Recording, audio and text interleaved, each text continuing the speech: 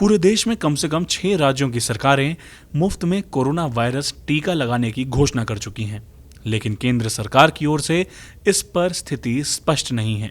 अब Covid vaccine panel के प्रमुख डॉक्टर वीके पॉल ने कहा है कि कोरोना वायरस के टीके का मुफ्त में मिलना क्लिनिकल ट्रायल्स की सफलता पर निर्भर करेगा। दरअसल नीति आयोग के सदस्य डॉक्टर पॉल की अगुवाई में पैनल ही वैक्सीन डेवलपमेंट से लेकर डिस्ट्रीब्यूशन की प्लानिंग पर नजर रख रहा है। पॉल ने यह जरूर कहा है कि ऐसा लगता है कि निकट भविष्य में वैक्सीन मुफ्त में उपलब्ध कराने में संसाधन आड़े नहीं आएंगे।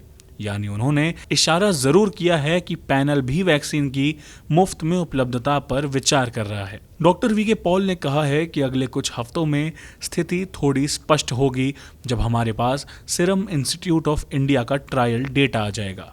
इसकी और अन्य कैंडिडेट्स की सफलता ही उपलब्धता और जरूरी डोज तय करेगी और फिर हम फाइनेंसिंग पर चर्चा कर सकते हैं।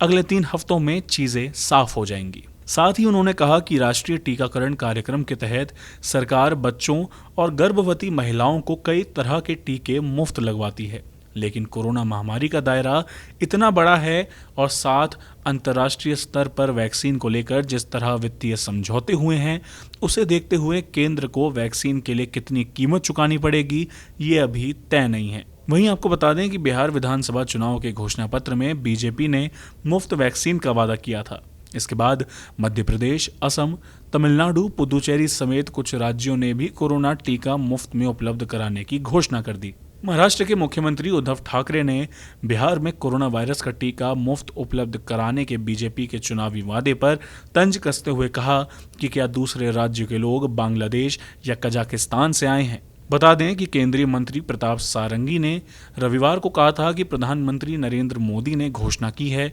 कि सभी लोगों को कोविड-19 का टीका निःशुल्क उपलब्ध कराया जाएगा। प्रत्येक व्यक्ति के टीकाकरण पर करीब 500 रुपए खर्च होंगे। इससे पहले खुद प्रधानमंत्री नरेंद्र मोदी ने देश के नाम अपने संबोधन में कोरोना वैक्सीन के बारे में चर्चा की थी। पीएम मोदी ने कहा था कि भारत के वैज्ञानिक इस ओर काम कर रहे हैं और नतीजे जल्द ही हमारे हक में होंगे। पर इन वादों और आरोप प्रत्यारोप के बीच में देश की जनता अभी ये नहीं जान पाई है कि कोरोना की वैक्सीन मुफ्त में मिलेगी भी या नहीं। सिद्धार्थ चतुर्वेदी की रिपोर्ट, गो न्यूज़।